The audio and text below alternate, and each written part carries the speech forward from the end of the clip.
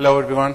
My name is Jose Rodas. I'm a System Center PFE, and I'm based out of Charlotte, North Carolina. And I'm originally from Argentina, and basically I started working at Microsoft in the support team, and then I moved to the Premier Field Engineering team. And my specialties, as you can see there, Ops Manager and Service Manager. And what we're going to be talking about tonight is architecture and concepts for Ops Manager 2012 R2. This is going to be our agenda, and my idea here is I always do this for customers. Every week I'm going to a different customer to help them with either proactive or reactive situations.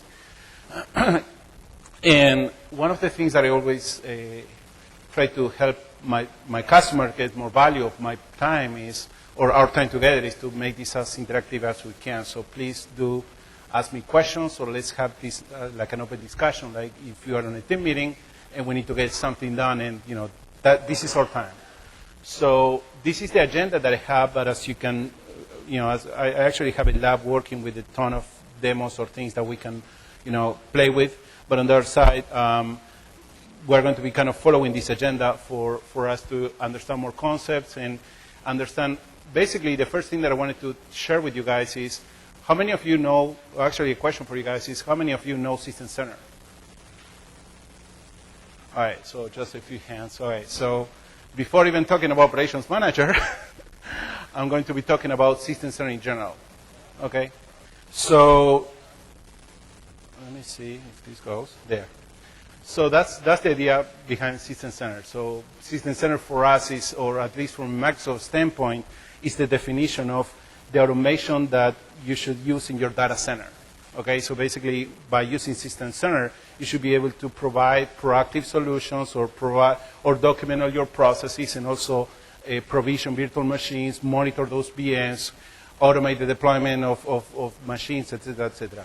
Why do we say, or why do I put here the Better Together story? Because that's because we want to make sure that the whole suite is being utilized. Let me share with you guys this slide here, and just for you guys to have as a reference. All right, so I keep this simple for everybody, just to make sure that we're on the same page here.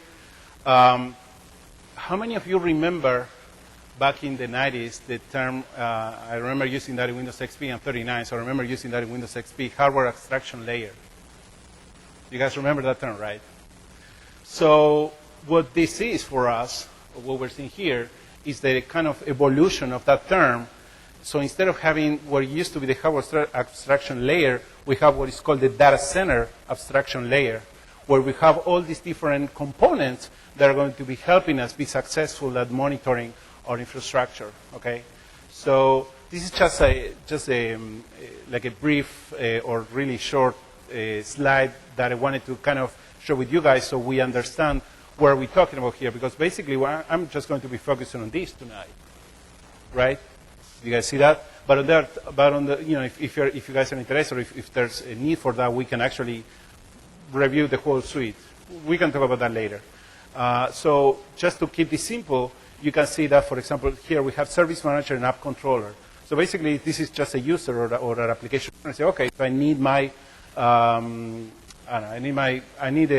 I need to get a VM for testing my application, whatever, and I need that following a specific proactive process that is part of my organization. So what I do is say, okay, so I leverage App Controller, and also I leverage my internal processes, like any ITSM or any, documentation or anything that is usually discussed in a whiteboard session. Okay, so that process is the process that my application owner is going to be using for provisioning my virtual machine. So after that, okay, so I have Orchestrator that is going to help me get all the pieces together in terms of deploying the VM and talking with the different System Center suite components. And Service Manager is going to be documenting the process for me. So I'm going to be keeping track of, okay, so I requested the VM, or I requested to deploy something like, okay, a few days ago. Okay, so is the SLA breached for the application that I'm trying to monitor, or for the VM that I'm trying to deploy in my environment? So yes, no, maybe, whatever. So that we keep track of that with Service Manager again. And And these are the components that basically do the job for us. And we see Operations Manager, that is what we're going to be talking about tonight, but BMM is basically the implementation of that data center abstraction layer. So basically, you leverage BMM to make sure that you can deploy or be successful at deploying that, and then you have Operations Manager to do the reactive and proactive monitoring, and then you have Config Manager to help you with the implementation, and etc. And DPM, Data Protection Manager, is basically our backup solution. So when I was working in support, I helped guys from different teams, but DPM is one of the challenging products, and also Service Manager is one of the challenging products to support. So anyway, and we have here different options or different ways that we can do that. System Center can help us. Okay, so I need to do that in my lab here in my on-premise, or I can do a virtual, or I can just go to the private or public cloud.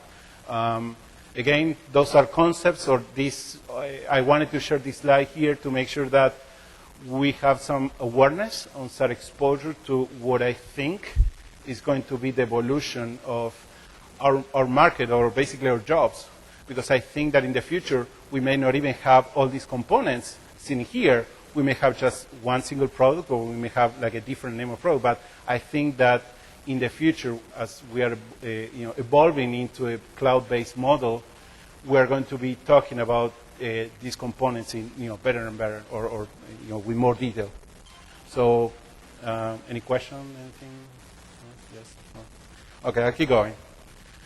Okay, so this is next, part of the presentation is going to be Ops Manager, and I remember when I started to think about this presentation, I was like, okay, so how much or how is this going to be like a short presentation, or really long presentation? So that's why I had these things here, but on the other side, I just wanted to kind of show you, like a live environment. This is actually my lab, but it's basically a representation of what we have here. So this is, basically my Ops Manager environment, and we have different components. So my idea is let's go ahead and talk about the concepts that we have here, but on the other side, I wanted you guys to kind of see, and let's say that we are in front of the computer, and we wanted to be familiar with the different sections that my console is having here. So let's see how we can work on that together. But that's my idea. So that's why I wanted to make sure that everybody, if they wanted to talk about something particular, we got that covered. Okay, going back to this. All right. So again, we are talking about System Center, right? The implementation of the data center that I was talking about before. 2012 is the release. R2 is the latest build, and Operations Manager is the name of the product. Why do we have that name like that? Basically because the product team or the System Center product team considers that System Center is no longer a suite of, is no longer like a different set of products. It's just a suite. So whenever you're like a Microsoft customer, you want to get a Operations Manager in your environment, you don't buy Ops Manager. You just buy the suite. You just choose what you want from the suite. So if we go back, a couple of slides ago, if we go back here, we decide what part of, or what component of this suite are we going to be actually using. So that is why my first, the first slide was like SC 2012 R2 OWM, because basically, okay, so from System Center, where are you using, where are we going to be focusing? Operations Manager. Same thing with Service Manager. My main work area is Ops Manager and Service Manager, so those are the two products that I'm more familiar with, but there are multiple products in the suite. So speaking about components of Operations Manager, we have, this is what we call a resource pool. So let me take a step back, and how many of you guys work with Operations Manager before I start explaining and talking about this and that? Okay, so okay, so no many. Okay, so let me actually show this to you guys. That's more complex. Okay, basically, Operations Manager is a product that lets you be aware of the health of your environment. And what I mean by health, it means that we are going to be having what we call here a number of management servers these management servers are in this gray area that we call it resource pool, right? And what we do is we deploy what we call management packs. So in my environment, I deploy the management packs that are going to be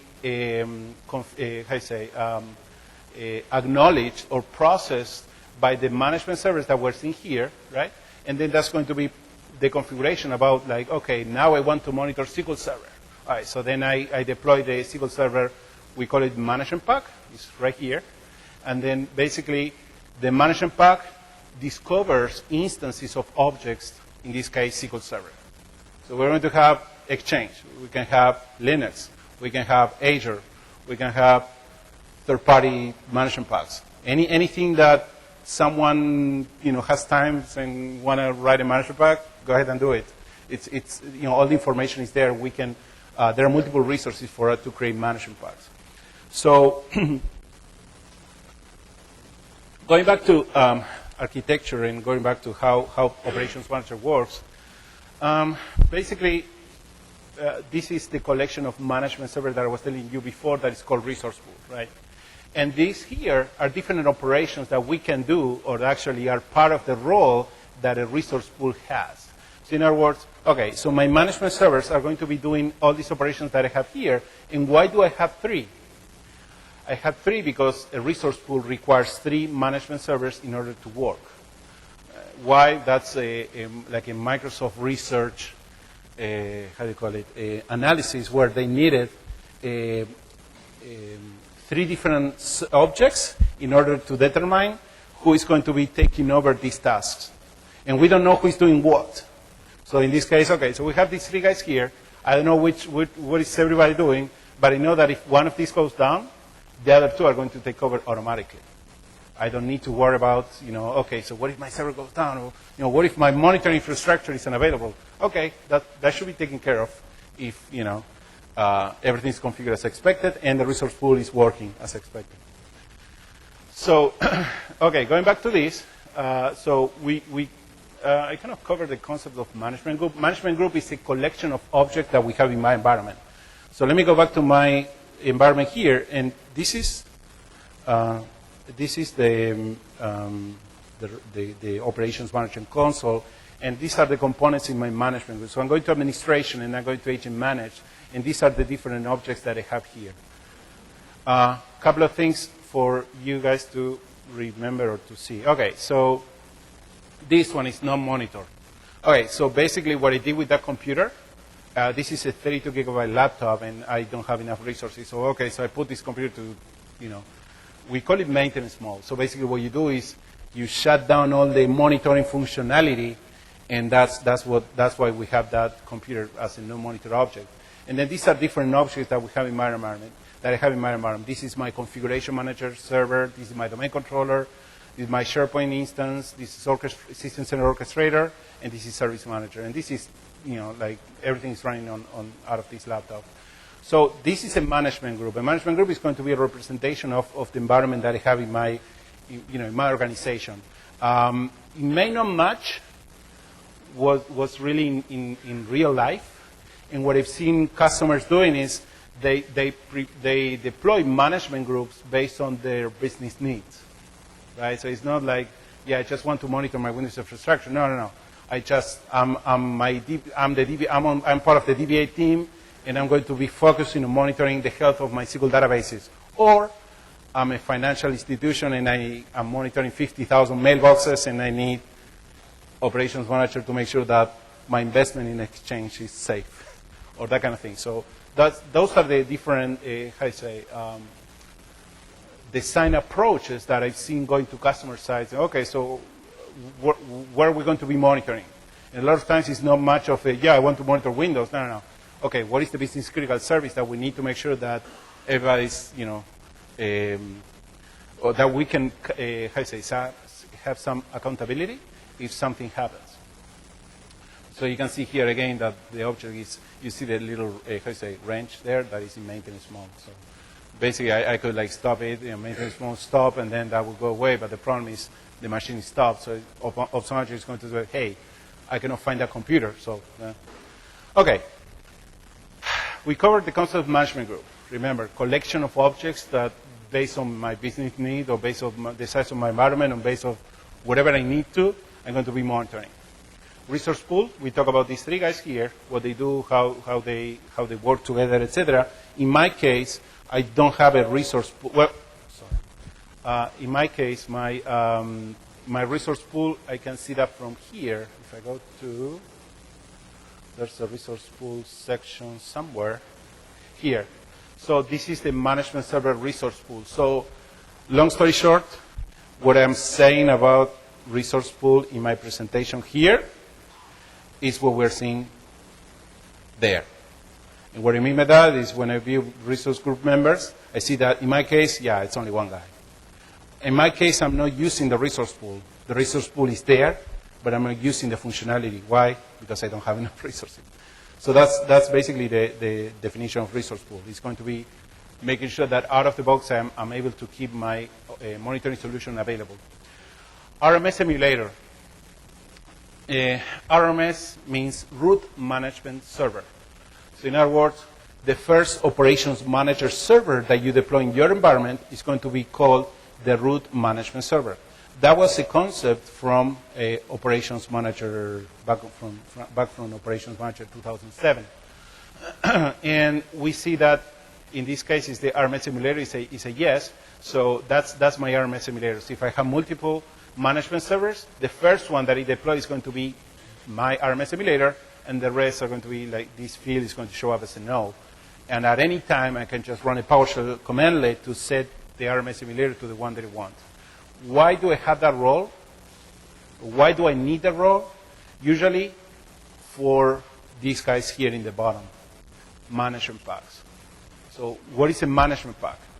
A management pack, let me go back to my console. A management pack is going to be here. It's going to be, here is the section where we see the management packs that we have in our environment. So each one of these are going to be different. What I was telling you guys before, you know, we can have different solutions that we want to monitor or different applications, or I can create my own solution and monitor it. and a management pack, long story short, is the definition of objects that we model in the management group. So what I mean by that is, okay, so the management group is going to have the definition of the objects that I'm going to be monitoring in my environment. So I'm going to be talking about that later on other slides that I have, that I have more concepts about management packs and all that stuff. So for you guys to remember, management packs are going to be expecting to see a root management server, which was the first server that I deployed my operations manager management group. So that's why we still have that role, which is basically backward compatibility. Okay, gateway server, database server. Okay, I'll kind of fly through these. Management servers, we talk about it. So it's pretty much, it's going to be the server that's going to be keeping track of whatever is happening in my environment. So if I deploy a new SQL Server management pack, okay, so yeah, I know that there's a new management pack. Okay, let's push it to the agents and let's see if we have new databases that we need to monitor, etc. That's basically their job. There are more activities, but no, there's no point talking about those right now. Gateway server. All right, so gateway server is basically when I'm monitoring a domain that I don't trust. So what I mean, so you see that. So basically, the way that this works is everything must be in the same Kerberos domain, or it has to be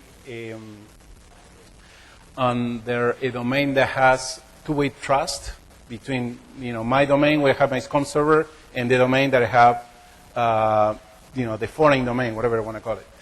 So if I don't have that, then I need to be using certificate-based authentication. If I have multiple computers that I want to monitor in an untrusted domain, for example, my DNZ, I use a gateway server. So that's one of the uses. So let me go back here. So this is, let me try to zoom in. Do you guys see fine here? Yeah. So you can see here the gateway server. You see the GTW. So that's a gateway server. So basically the idea is that, okay, so this is my entrusted domain, and what I'm doing is, okay, so my gateway server is communicating with the management server, and that basically is kind of a proxy. So basically, okay, so all the computers in my entrusted domain are sending information to my gateway. my gateway is pushing or talking with the specific management server, and then the management server is talking to the database. So that's kind of a role of a gateway. So basically, okay, so I need to monitor trusted service in a trust domain. I put a gateway server. Where to put one or not, depending on the number of agents. So in this case, I have 1, 2, 3 computers. No, I have 2. All right, so in this case, I need a gateway server. But if I just have one, or it's just one, if it is just one object that I have, well, I can put a certificate, and that's it. All right, database server. I'll just cover this briefly. Basically, it's all of the information that we're handling in Operations Manager is inserted in multiple databases. How many databases? Depending on how complex we want to make the environment. We need 2. There are 2 mandatory databases that we have, which is this database here, operational DB, and this is when I'm connecting to the console here. So I'm just navigating through the console. Basically, all this information is built in real time, and it's coming from this operational database that I'm seeing here, right? Now, if I need to pull up reports to see historic data, so the data that we're going to be seeing here is going to be data that is up to 7 days old, okay? So, no, I just created let's see if this works. This one. So, for example, this is historic data that I'm trying to pull up from my environment. It's not working, of course. And that data is really, well, let's just try something else. So the data that I'm supposed to be seeing here, let's just pull up other. I don't know. I just want to see some performance data. Utilization. There. Oh no, just putting up data. So, for example, this data that I'm seeing here, that is coming from the Operations Manager database. So, what I was saying before, this this operational DB database. Now, this is data that we are going to keep up to 7 days out of the box, or we can keep that for more time. And that's easy because we can just open this console and take a look at this. Well, that's pretty cool. The problem is that the more, so as this is based out of SQL, or basically we're talking to a SQL instance, we just need to make sure that the data that the amount of data that we're seeing is something that the SQL instance can handle. Because if I have too many people connecting to this console and too many people opening performance view and too many people just doing whatever they want to, then the console experience that everybody's going to be, that everybody's going to have is going to be poor, like it's going to be a bad console experience. So that's operations manager, data. Next thing is the historic report that we're seeing here. So this is basically a reporting services instance, and what I'm doing, I'm just based on different management packs, we have different reports of historic data. So the data that we have that we can pull up here is that up to 400 days old. All right. Any questions? Anything? No? Yep.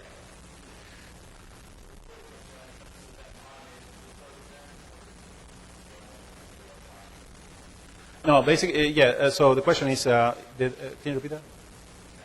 Can you repeat the question, please?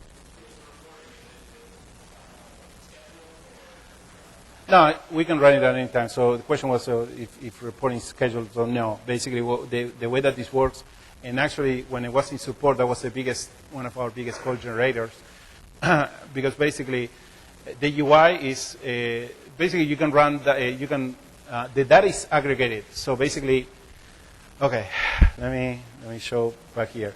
So how does this work? My agent here, this agent here, is sending data to 2 different locations.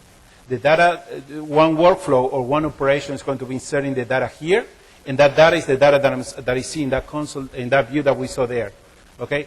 Now another operation that the same agent is doing is going to be, okay, that same performance value, insert that value in the historic database, which is the data warehouse database. So long story short, both databases are reading the data, are getting the same data at the same time. However, the data that we're seeing in this database, the data warehouse database, that is aggregated. which means you should be able to see that, but I don't know, maybe 30 minutes later or 1 hour later. Because it's kind of the data that you're seeing there is just going to be a number of performance samples that were taken in a specific time frame. And if that time frame is like 1 hour ago, then that data may not be there yet, because all the processing of that data, because as we're going to be having data for 400 days, we need to find a way to kind of aggregate data or allocate data for everybody and optimize that data to make sure that we're not just inserting too much data. So the long story, yes, you can get the data, but you can get like, for example, I could take data from this morning, historic data, but I could not take data for like, 10 minutes ago. Okay? So, all right, going back to this, let me go back to, okay, we talk about databases, database server, etc. Consoles. Operations Manager has multiple consoles, which basically means that the way that I see this is that these are ways for you to access to data. It doesn't mean that the same console is going to have the same functionality for any experience that you have. And what I mean by that is, this is the full console, so I have the whole functionality of the product, right? However, I also have, let me just, also have the web console that should be there. Let me try to run that. It may not have, okay, so if I get an error, it's because the SCOM server is running low memory. So I may not get the error. So let's see. So this is going to be a similar experience. However, I'm not going to be able to make change in my environment. So we're talking about, before we're talking about, okay, so we have different management packs that we can monitor different things, etc.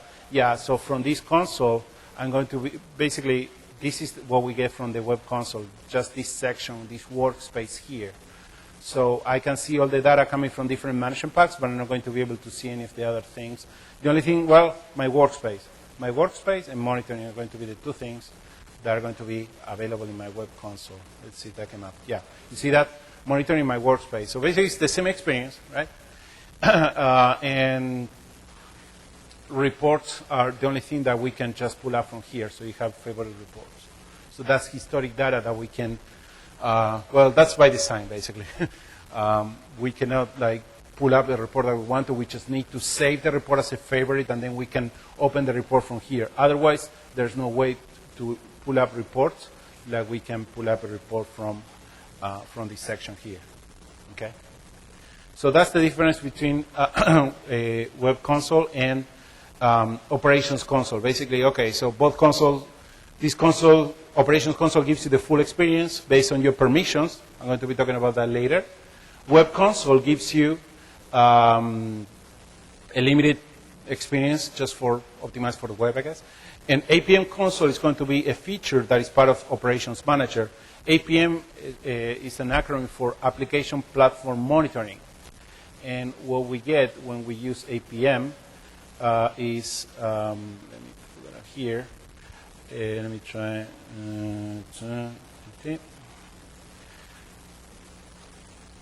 So what Apm does for us is basically this was an acquisition. And basically what you get when you use Apm, you monitor the user experience for a specific, in this case I'm using for a web application. So basically this is designed for that situation where, hey, my application is running slow, my web application is running slow. It's like, okay, so then the developers say, well, it's the server. And then the server team says, well, the server is running fine, it's the application. So in order to avoid that situation, Operations Manager has this feature called Application Performance Monitoring, where you basically can monitor the different exceptions by the hour, or basically it's more related to that .NET functionality where you have a .NET application and you can monitor the experience of your website by using this product. And each one of these objects that I'm talking about here is something that has actually been used in production. I've seen internal presentations where different Microsoft teams are using this in real time. For example, I think I remember, I'm pretty sure that the Xbox thing, for example, they were using APM to monitor the performance of their web services. You can, Xbox Live is a service that everybody's using. So I remember seeing presentation where they were talking about features from application platform monitoring and, kind of notes from the field from them. All right, so going back to my presentation. Okay, so we talk about Operations Console, Web Console, and Apm Console. Now let's talk about agents. Well, yes.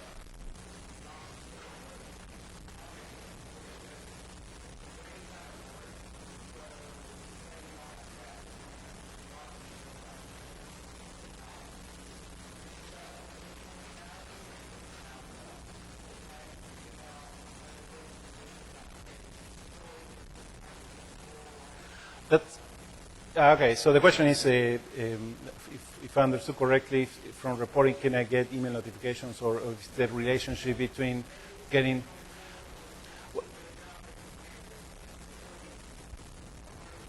Yeah. The short answer is yes. Let me elaborate on that. So. The way that this works, or the way that Operations Manager works, is let me go to my console. You configure that to do what you want to.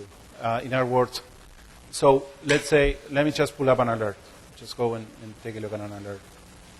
And actually, I have, I should have Outlook running here. And what I do is I support Ops Manager and Service Manager, so these are the two things that I have in my lab. So basically, the way that this works is whenever you get an alert, that alert is going to be triggering an email notification.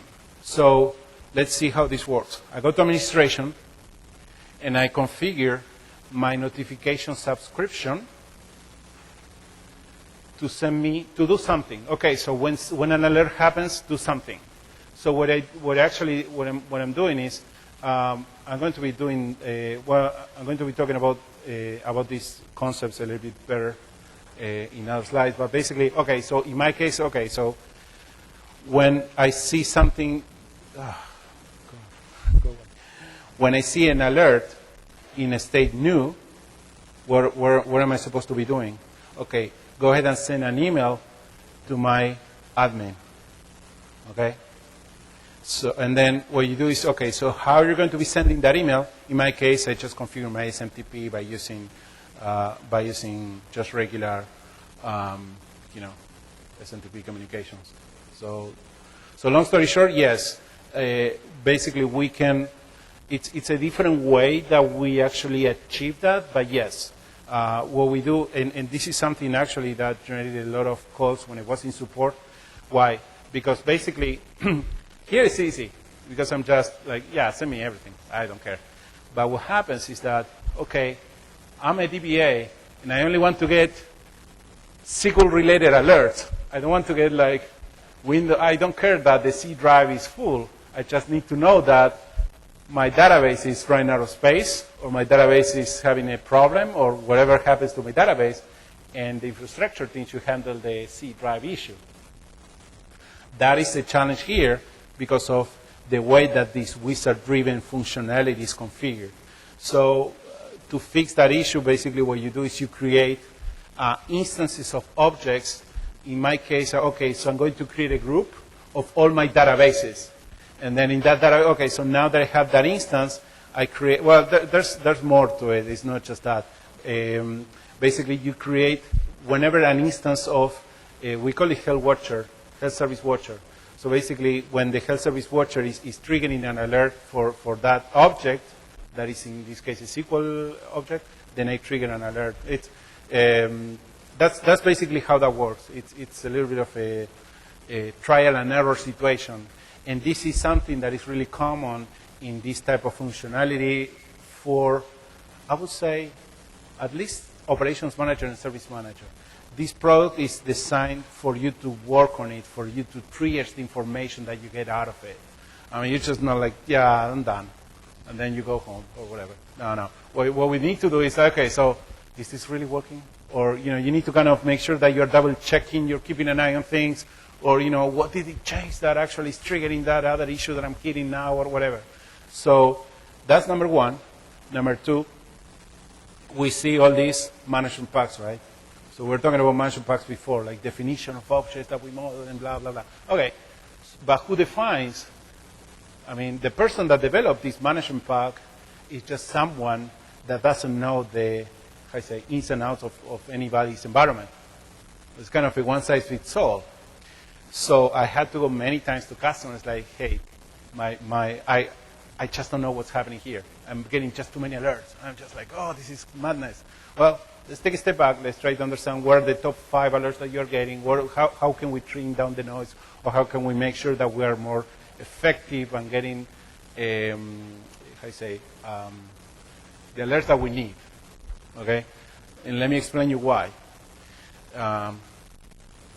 Sorry, I'm trying to give you the whole picture on email notification, because it's like, yeah, I can get an email, but the problem is most of the customers get thousands of emails a day, and like it gets to the point that, you know what, I don't know. All right, so what happens is that the idea behind all the alerts that we are getting here is that, all right, so we need to make sure that we only get the alerts that we need. Why? Number one, because we don't want to get like thousands of alerts without knowing, without having some, I don't know if accountability is the word, but it should be some kind of someone that knows what's happening here, right? Number one. Number two, we need to keep this number down, because in my case, I'm using the alerts, I'm feeding my ITSM solution, my ticketing system, with the alerts that are coming from here. So if I need to hire a service that charges me per every incident that I'm opening, now I'm having a problem. So those are the type of situations that I'm not seeing that often, but on the other side, something that we need to be aware of, because in my case, I'm getting, these are different incidents that I'm getting. This is just from Service Manager, right? It's just like a plain email. But basically, imagine that this is actually an incident that is assigned to me. In my case, I'm the Ops Manager, user, and I'm the ITSM user. But this is, you can see that these are tickets that are being, logged, right? So that's kind of a short explanation, hopefully. Okay. All right. So let me go back to agentless manage. Okay. So what are these, or what is an agent, or how? Why do I need an agent or whatever? Okay. Agent managed is basically it's an object that is running what we call it's called Microsoft Monitoring Agent. What is the Microsoft Monitoring Agent? Basically, it's a new implementation in System Center R2. Remember System Center, the suite of products that lets you automate your data center, et cetera, et cetera, et cetera. Well, in R2, this is a new feature that was shipped with this release. And basically what you get is a profiler that is part of your environment. So what I mean by profiler is going to be basically, if I go to services here, I'm going to have my Microsoft Monitoring Agent. So we have that there, and that is part of, from now on it's going to be part of future System Center releases. And basically what we get with that is the profiling functionality that is now used by 3 different products, but you can leverage that functionality of the Microsoft Monitoring Agent to any kind of monitoring solution that you have. I mean, the only examples that I know are Visual Studio when you have TFS integration. So basically the bugs that you generate in your application can be forwarded to tickets in Operations Manager. The other is Operations Manager Agent, and the other is what I was talking about, what I was showing you guys before, APM. You remember was the website that we were, this website here. So the information that we're seeing here, that is coming from, it's a part of the Microsoft Monitoring Agent, but it's the same digamos, is the same product that was shipped with R2. All right, so going back to my console, each one of these objects has the Microsoft monitoring agent, okay? And that means that basically it's going to be the process, it's going to be the health service.exe process, right? So that is the actual Microsoft monitoring agent service running, right? And how does that work? Basically, the health service, so when he was asking me a question about reporting, and I told him that, yeah, but, you know, we insert that in one database and then we insert that on the other database. Okay, so how is that done? All right, the way that that's done is by the health service, right? The health service is the one that is actually kicking off the operations. Okay, go and write to the database. Go write to the other database. Go and read performance monitor. Go do something. Go read a log file. Go do whatever you want to. And the instances of this process called monitoring host are actually the process that are doing the job for us. So, you know, it's kind of a conjunction, or it's kind of a mix of both processes. So my health service is actually keeping track of the things that I need to do, and how I do that by calling these instances of these processes. You can see a couple of things here for your reference. So I see that I have monitoring host, right? And I see that I have different users. So let me stop the health service here, and we can see how.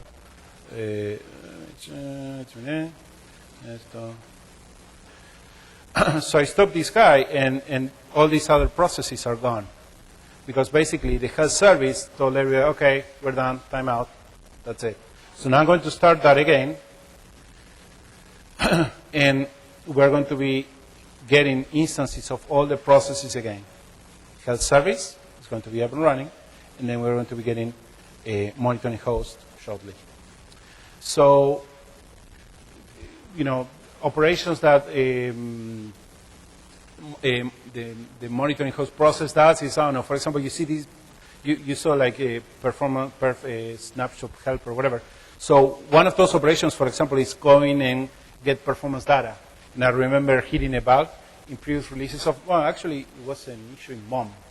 MOM was the product released in 2004, basically the monitoring solution. So instances of the process were basically locking the performance functionality. So I remember that was an issue because when someone needed to do an upgrade of a Windows Server 2003 computer, I need to update the performance DLL. And the problem was that because of MOM functionality, nobody could update that DLL unless the MOM service was stopped, because monitoring host or there was something preventing performance data to be, you know, the performance instance to be, freed up, or the resource to be released for doing the upgrade. So going back to agent managed computers, so I was telling you, okay, so we have different instances of, you know, health service that are going to be deployed in the environment, right? And then we have agentless managed computer. An agentless managed computer is going to be something that doesn't have an agent on it. And what is that? Or an example of that is a cluster. In a cluster, we have the nodes of the cluster, and then we have the cluster, you know, we have node A, node B, and then we have the cluster itself. So the cluster is going to be an example of an agentless managed object. I don't have one in my lab, but that's how that works. I deploy many clusters. So basically, the cluster itself is not going to be like a physical entity because it's not there. You know that the cluster is configured to be doing, you know, high availability, but it's not like an object that I can, you know, see. And the cluster is going to be showing up here, and you're going to be seeing, okay, so I don't know, cluster 1 or managed by I don't know, node 1, something like that. So that's one implementation of agentless managed computers. The other is when we have a computer that is not supported, like a really old Windows version or whatever. operations manager can handle that, can monitor something like if I put like a Windows NT or whatever. The problem is that management packs may not be able to monitor agentless managed computers. So it's kind of a difficult situation if you have agentless managed computers. All right, so network devices, I'll just show that real quick. The idea behind operations manager and network devices is that we can monitor devices. So in my case, I have like a software that simulates network devices. So I do have here, let me show you. I do have a network device, but I'm not actually using it. Network monitoring, and here. So this information is coming from my virtual network device. And basically, the idea behind monitoring network devices with this product is that you should use this product as the first line of defense, or you should not like replace your network device monitoring solution with operations manager. No. The idea is, okay, so I know that I know that something is going on because I'm getting an alert from operations manager. So then I go to my tool and take a look at it and see what happens. Okay.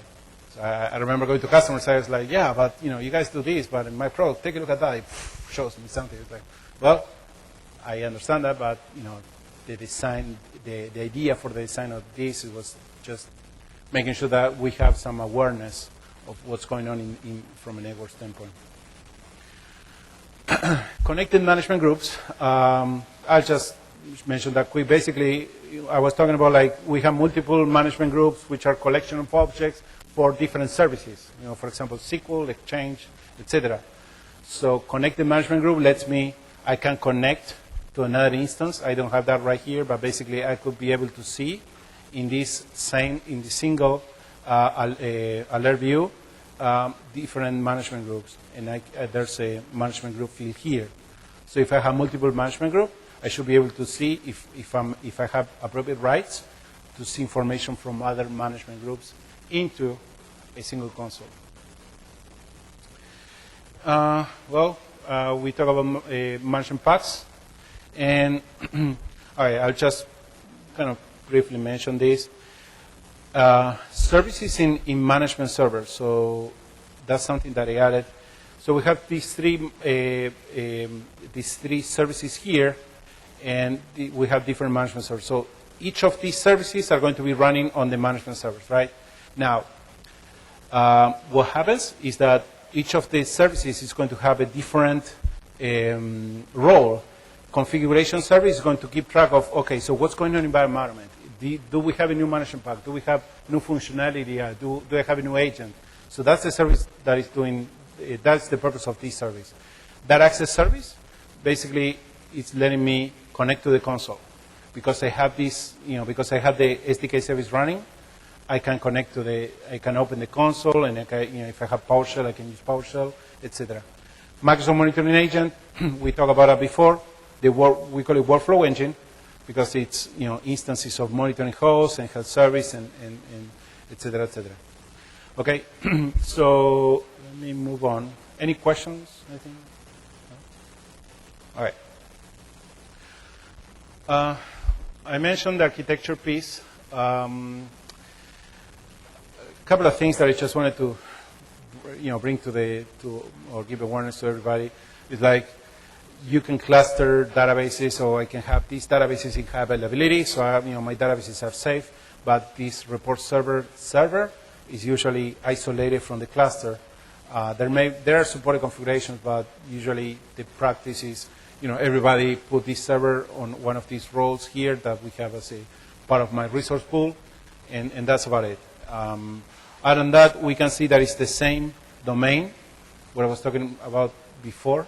And the other thing is we have multiple management servers, so if my agent is supposed to be talking to management server 1, and for some reason that management server goes down, it automatically fails over to 2 and 3. So basically the way this works is, okay, so I cannot talk to number 1. Okay, I'm trying number 2. Number 2, not there. Number 3, there. Okay, I'm good. So I'm talking to number 3. And what happens is that, let's say, it tries the 3 servers and it doesn't, doesn't get any feedback from the health service, it says, well, I'm going to stop trying to communicate to management server because all the management server that I know that should be there are not there. So you get some errors, and that's troubleshooting. I don't want to worry you guys with that. Yeah. Huh? Sorry.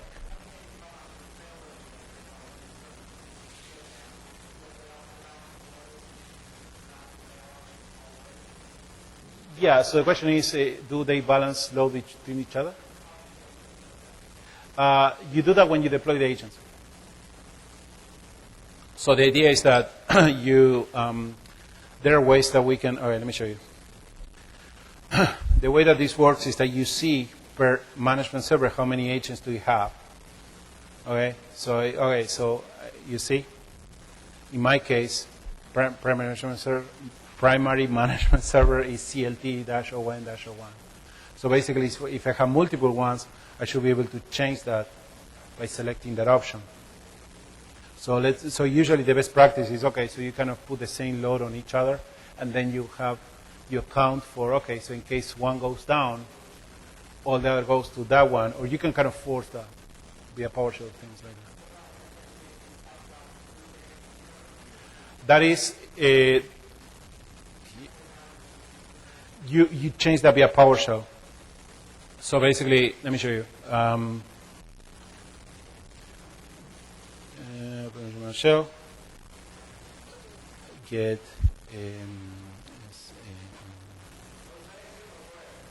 okay.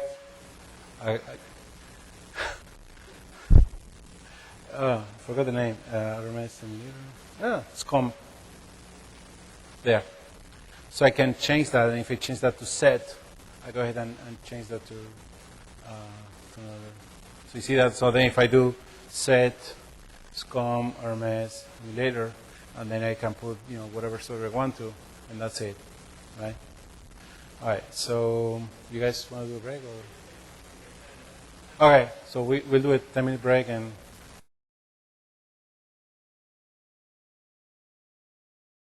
I'm not going to be talking about that today. I just don't want you guys to fall asleep. So we can think about that later. We can do other presentations. But this is the other piece that I'll just navigate this real quickly. So I was showing, or I was during the break, a couple of guys came in and were showing me. Okay, so I was showing the integration between different components, etc.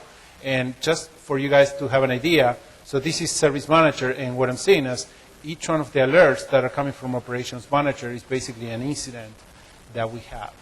So to keep it simple, this is incident management. In Service Manager is all the reactive stuff that I'm working. And then there are different options based on the processes that I have in my organization. So this is the ticketing system for System Center. Okay. So this is the other product that I support every day almost.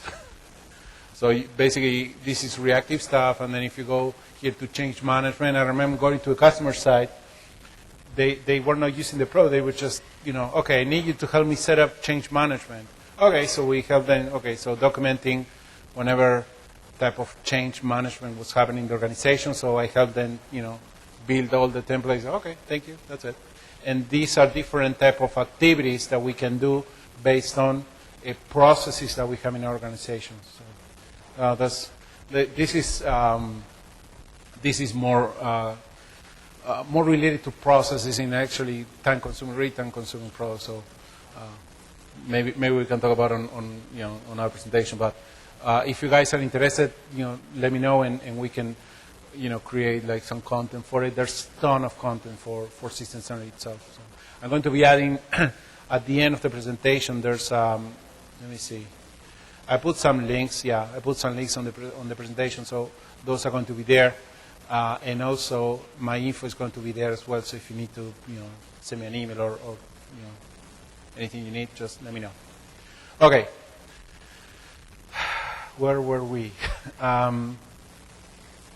Presentation here. Okay. All right. So I'm going to be talking about how. This is going to be Hopefully nobody falls asleep or nobody leaves. But basically, the idea is that you see all these different, sets of information. Okay, so how do I make sense of all of this? Where do I start?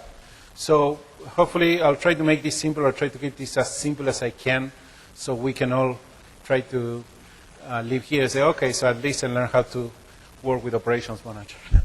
So these are different concepts that we're going to be talking about. And, these are just, I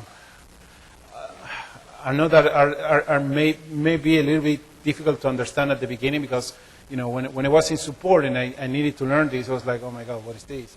But I'll keep this simple and then we can kind of, translate this into information here, okay? Okay, so let's get started. Operations Manager has the concept of classes. And I always, this is kind of an analogy of different classes, and these are different, this is the definition of a class, and this is the implementation of a class in Operations Manager. But honestly, to me, a class is just a container of a type of object, okay? So what I mean by that is, okay, so I know that I have a container that is going to have the logical disk, the Windows Server 2008 logical disk class. So Operations Manager can discover instances of that class, and then we can do something with that. So what I mean by the instances of the class, I mean my D drive, my C drive, etc., etc. Same thing with databases, same thing with Exchange mailboxes, same thing with whatever we have as a class defined in Operations Manager is something that is going to be, that we are going to be able to discover and then apply rules and monitors. I'm going to be talking about those two concepts in other slides later. All right. So, different type of buildings. So this is the real life example, and to me, I'm always putting this example because it's the one that I found in the book. But I don't know. To me, the easiest example is cars. So you know that you have different cars. Like, okay, I have a all-wheel drive car. I have like a SUV. I have like a truck. Different type of car. Are all cars? No, are all vehicles. But the truck is a different type of vehicle, and the SUV is a different type of vehicle as well. And the hatchback car is a different type of car. I don't know, that kind of thing.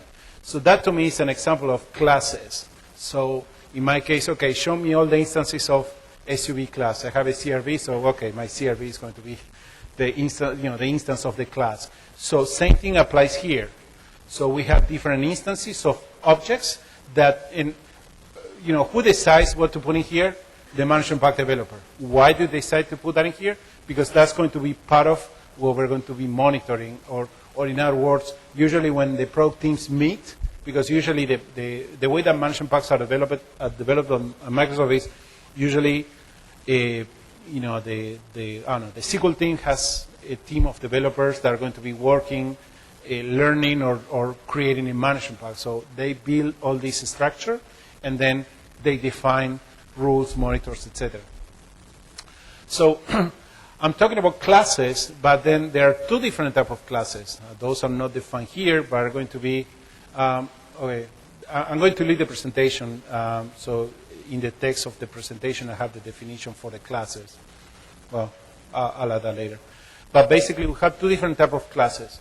We have what is called the abstract class, and we have what we call the singleton class.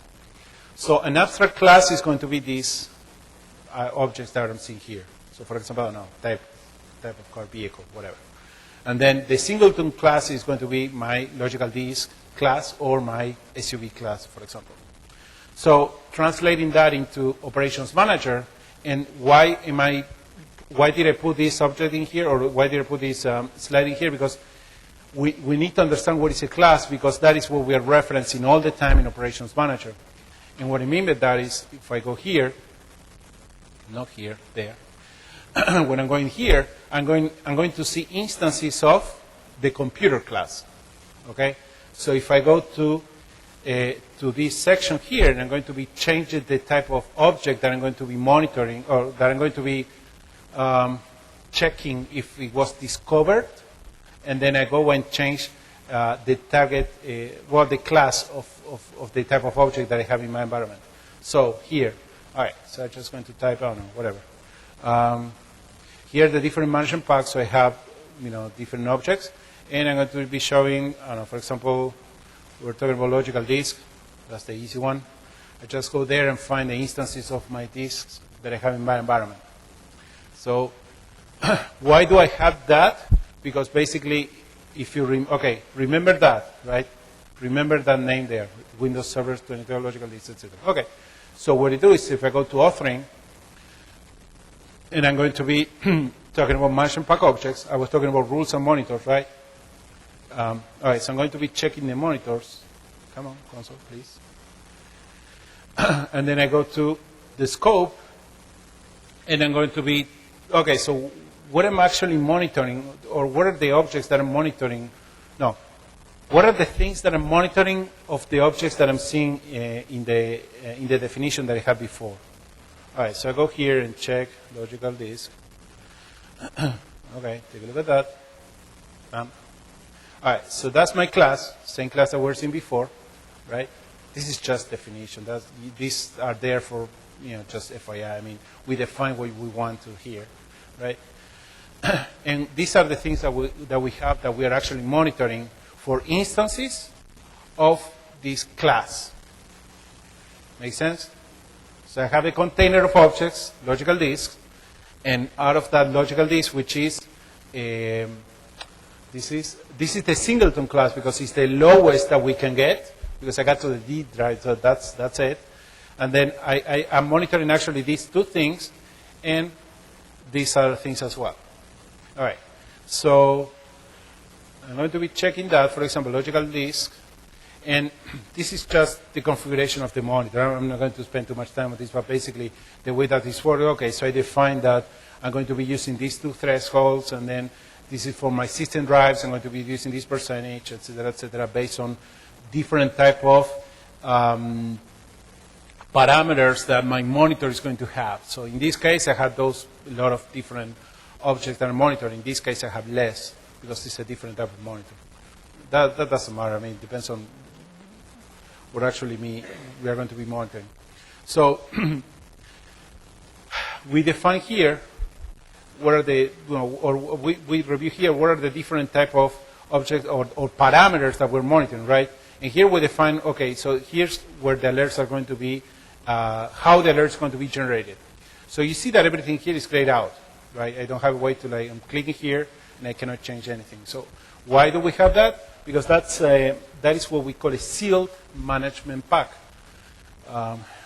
Management pack was a definition of object that I model, right?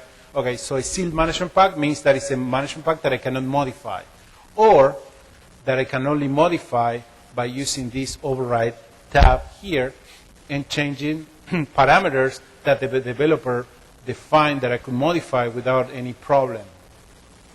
So these are different things that I can modify. Okay, so instead of, so you know what, I just don't need that, so I'm just going to disable that for my whole environment.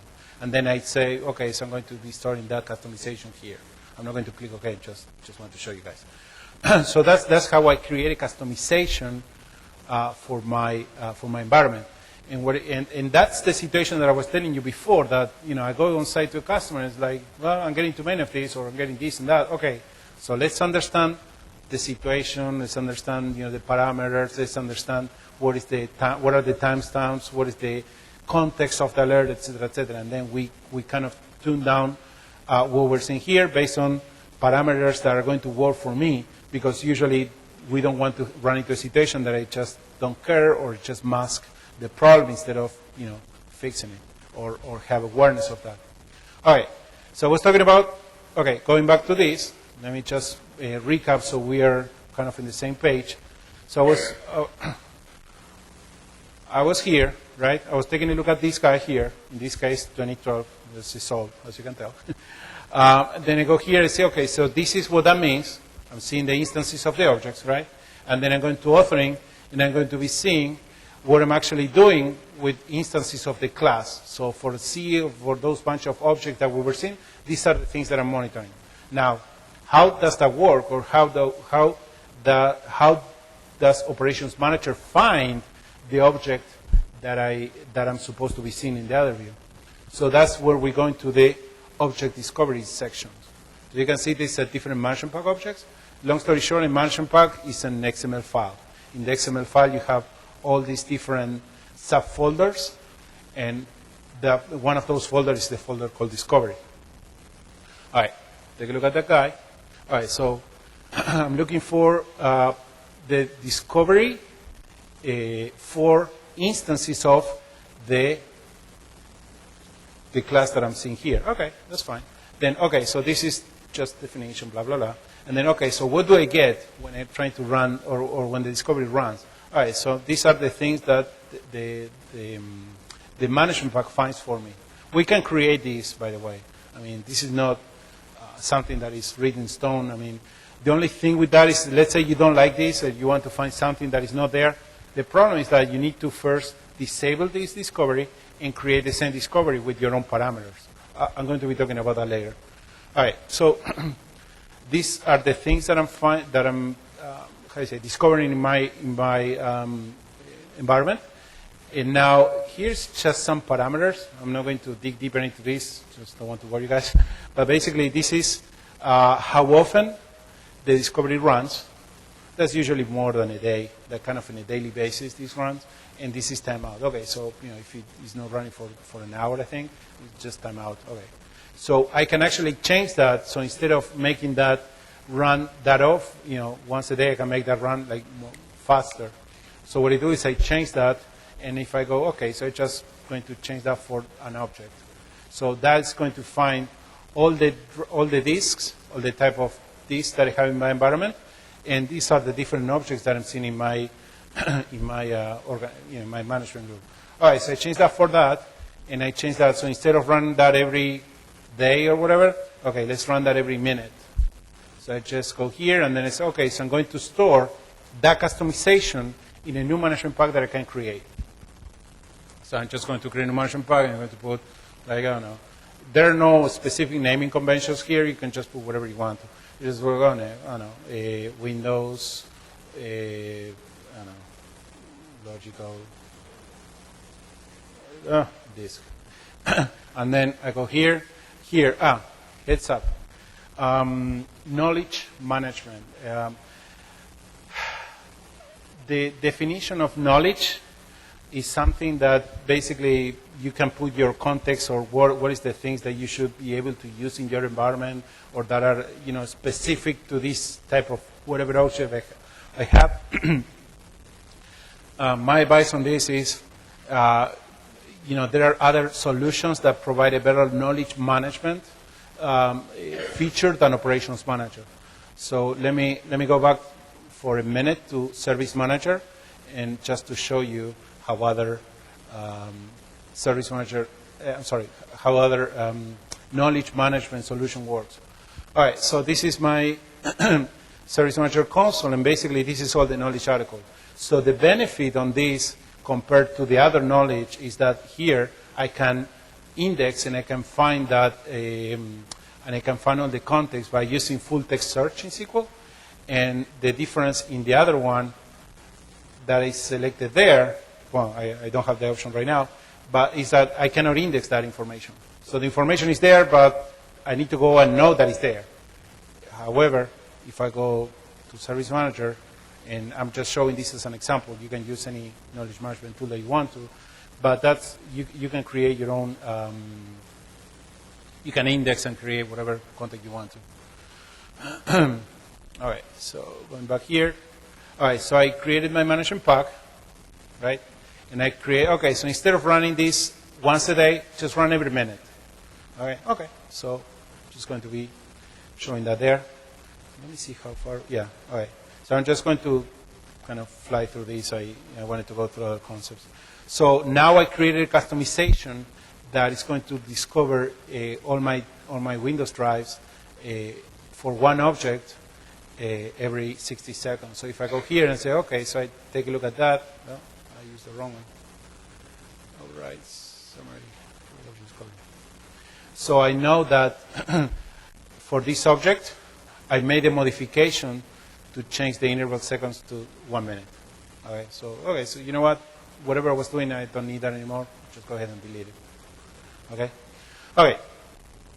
So all this was to explain the concept of classes. I just wanted to make sure that you see an example rather than like, yeah, that's a class.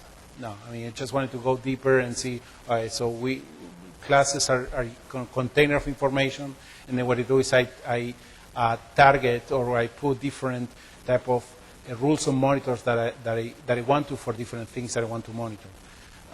One more thing before I move on, or before I go back to the slide, we have rules and monitors in Operations Manager. Okay, a monitor is something that is going to be changing the health of an object. I'm going to be talking about that in a minute in the upcoming slides, but that's kind of the implementation of the health, what we call the health model. So basically, I'm modifying the health of the windows of this object by, let me show you. I'm going to Health Explorer, so I right-click the object, and get Health Explorer, etc., and then clear the filter, and then, okay, so I see these are the things that I'm, in my case, it looks like I'm not monitoring that, but these are the things that I'm monitoring. So basically, this is the health model and the service model, kind of a mixed view, because I see the health of the object, and also I see what I'm actually monitoring out of that device. Okay, so let me go back to my presentation here. Okay, so any question on this? You guys understood the concepts?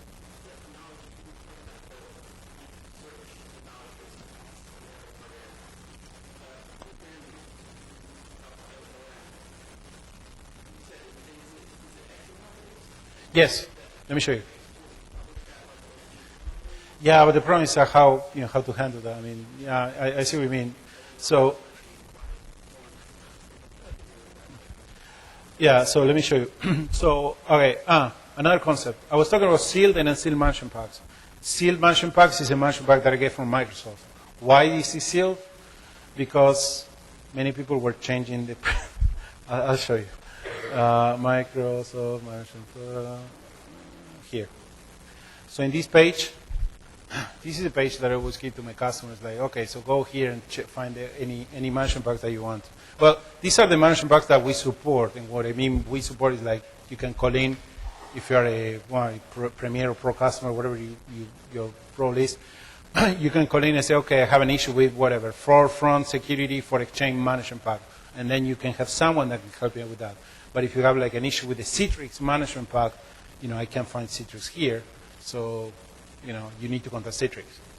And then I run into situations where Citrix was blaming Microsoft, and Microsoft was saying, well, it's Citrix fault. So what I used to do when I was running into a situation and I was an engineer is like, all right, let's have a call. Let's call the Citrix guy, and I'm going to be on the call. Let's try to figure this out. So that's usually fun. Anyway, well, these are different management packs that we support, and these are sealed, which means that the information or the parameters that we are monitoring here are just defined by whatever product team developed this management pack. So it means that that's what we get. Usually it's pretty good. I don't think that there are. Why would we need to add something else rather than whatever a product team defined? You know what I mean?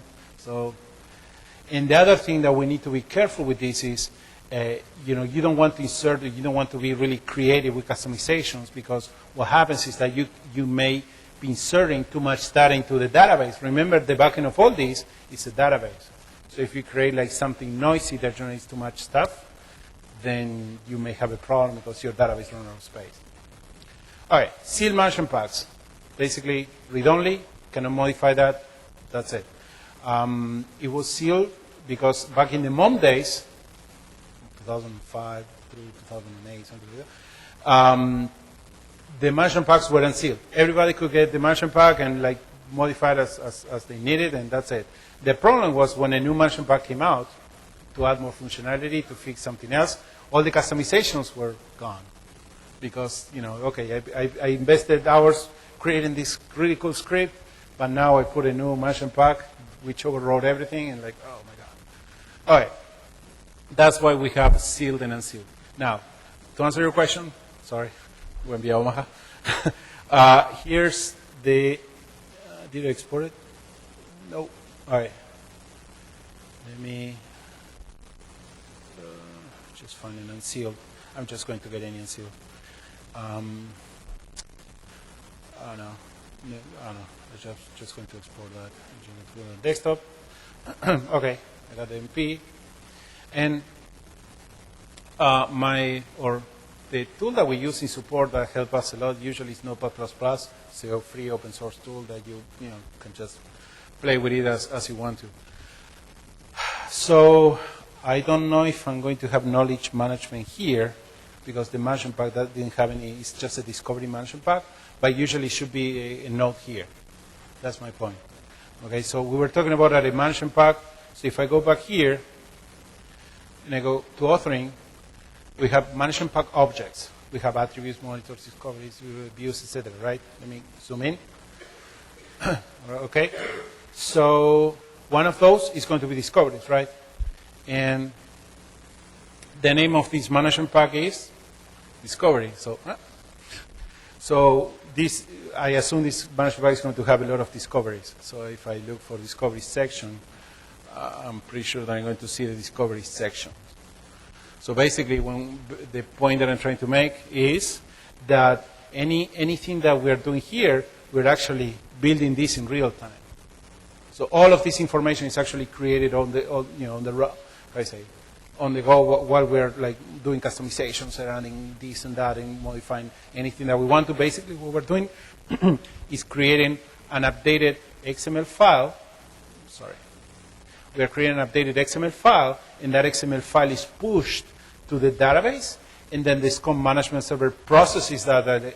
So now you have a discovery every 60 seconds. Okay, push it to the agent that you want because that configuration for that specific agent was updated 2 minutes ago. And the other thing that, the other thing that I wanted to show you is that, whenever you do a change here, it's not magic. It takes time. How much time? That's easy to see. Basically, what you do is, go away. What you do is you go to here. Well, I'm just going to navigate to the folder directly. Basically, there's an XML file. That XML file is basically the topology of my environment. And basically, what that means is that anything that is changing in my environment or any modification that I'm doing in my environment, like changing a discovery for an object, is going to be affecting this file that I'm seeing here. Well, it's going to be affecting, if we go back to this, if I made a change on my CM server, that was the server that I made the change, so the XML file is going to be updated on that guy because that's the server that was actually, that the configuration was pushed. So same thing here. In my case, maybe my management server didn't have any updates sometime. In this case, it was just a few minutes ago. Well, we were doing changes. So my point is, whenever you see something or whenever you're doing a change, that change is not like automatic. It just takes time, and that time is going to depend size of the management group. It's going to be how much information do you have in your, if you have like 10,000 agents, that update is going to take 30 minutes. Or if you have like 5 agents like me, like you click and it's running SSD, so it's going to be like instantaneous. So that's the other thing that I wanted to show you. So yeah, we have management packs. Those management packs update information from the database. The SCOM server processes that information and pushes that to the agent. How do I know? I go and check that topology of my environment was modified or not. Okay. We're talking about classes, right? Okay. Now, next thing that we're going to be talking about is relationships. Okay. So relationships are just a way to, the slide speaks for itself. Basically, we have different types of relationships. We have 3 different types. The hosting relationship, that means that an object, that a class, must be of another class, or basically you have a specific class that is going to be related to the class that I need. For example, I know that in order to be able to find a SQL Server 2008 database, I know that that computer must be a Windows computer. So that's kind of a topology. When I was talking about topology, that's the kind of things that also is included in that XML file. So okay, so that is there. Now, that is a hosting relationship. That one A must be how you say A plus B plus C. Everything must be kind of related in some way. Now, containment relationship means like, well, it can be or it cannot be. Depends. I don't know. I am the one that define that I define a relationship or not. How? The health rollup concept or the group membership. A group membership basically is a collection of objects that I create. So in my case, let me show you creating a group in Operations Manager, which a bunch of we were talking about SQL servers before the break. Let me show you real quick. I think I created a group let me see. I always put the name of my domain here, so it's easier for me to find something. So yes, I actually created a couple of groups. So I go to the properties of the group, right? And in my case, I just defined what I call a dynamic membership. So I just, so I tell Operations Manager, go and find all the objects that start with that naming convention and put those in a group. All right, so I go there and then go view group members, and there they are. Okay, so that's the definition of a group. So going back to my slide, I had that here. That was a group membership. So it is what's called a containment relationship. It's something that, well, I created a group because I needed that there, but it may not need to be there. Reference relationship, that is kind of the least restrictive type of relationship that you can have. So basically, it doesn't matter. I mean, it can be, the typical example that we see on books is when you have a domain controller that can be also an Exchange computer. So you can see that there's a relationship because that PC has actually an Exchange computer on it. So you can see that there are two different objects, but actually related because it's the same Windows object. Make sense? All right. So these were the three different types of relationships that we can have in Operations Manager. I'm just mentioning this concept for you to kind of have awareness of this.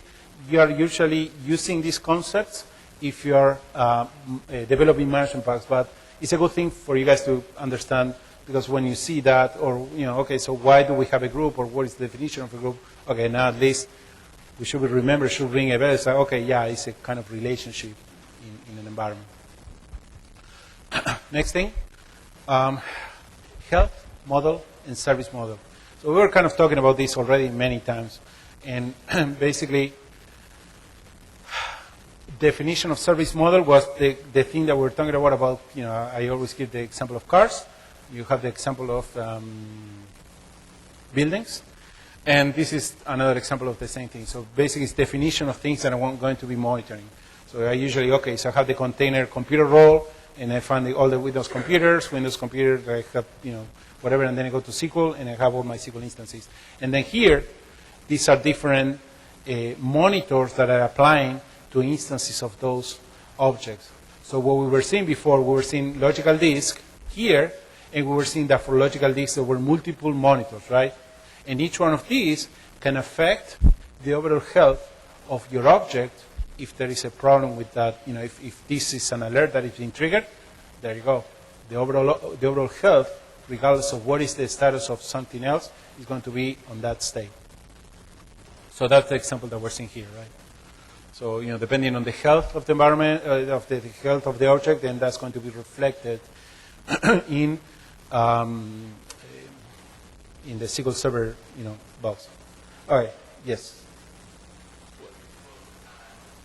Okay. So I'm just going to fly on this. Okay. Okay. Next. Manager feature. Okay. So I'm just going to. You know what? Let me just put this and that there. So we're just going to be flying through the different components. All right. So. This is kind of other things that you can do with Operations Manager. Okay, I'm just going to go to the first one, audit collection services. Audit collection services is a way that we have to forward security event log information to a specific server. So in the architecture document, we were seeing operations manager database, operations manager DW in another database. Let me show that to you real quick. Was this here? I don't know if you get to see. It's the operations manager AC. You see that one? Well, that is a dedicated database that we forward security event log data. So if I needed to, let me just put a report real quick. Other reports. So I'm just going to. This is one that I know that runs without any parameters. So I'm just pulling up information from. Oh, I forgot about it. I'm just going to run, user logon for my administrator in my domain. Okay, so it's pulling up a report. It's going to be sending information from my whatever my domain controller was sending information or whatever I was logging into the domain controller.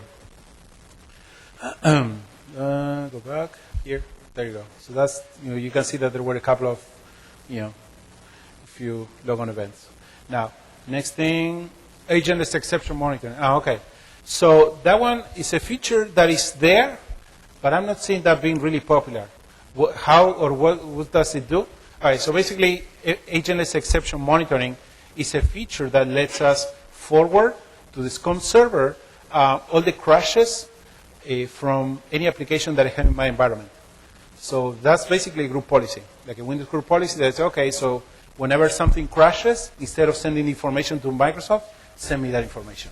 And then I do something with it. Usually you run reports so you can keep track of whatever crashes are happening in your environment.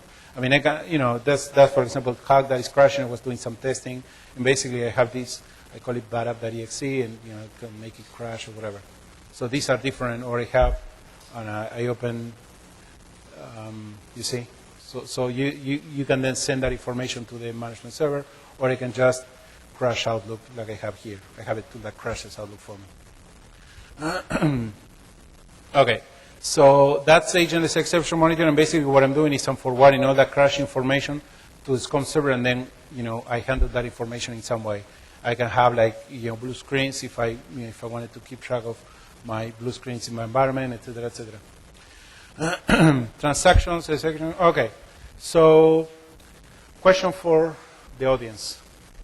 I have a couple of demos that I wanted to show you, but I also wanted to show you this. So what do you guys want? To see a couple of demos that I have, or you want me to keep going on this? All right, let's go to demos. Huh? Okay, I'll make it really quick, 5 minutes. I swear, promise. All right. I'll just show you one thing that we can, where I see the value of Operations Manager. You see this Visio file, right? In this Visio file, what I have is actually connection in real time to my Operations Manager management group. So basically what I did is I created Visio. This is Visio 2010, but also works in 2013. Basically what you do is you go to Operations Manager and you insert a shape, and it connects to my Operations Manager environment, and then it's like, okay, so go ahead and show me what Windows computer do you have. Okay, I have that guy here, my DC. Okay, I set that in my Visio page, and then that's my connection real time to Operations Manager, and also showing up in Visio. What do I get with that, or what is the value of that? Let me show you one more thing. So you can configure how often you want to connect to Operations Manager. In my case, I put that to refresh that every 60 seconds. So every minute, this Visio file is going to be showing me the health of my environment. All right, one more thing. That information that I'm seeing here in Visio, I can actually publish that in SharePoint. So I can have like a SharePoint page where I can see the overall health of my environment in real time. So the idea for that is if you're in a data center, and if you wanted to see, sorry, let me zoom in a little. If you wanted to see kind of a dashboard view of your infrastructure, you can actually do that. And you saw how much it took me to just put that Visio file in there. I mean, you just need to know how to use Visio.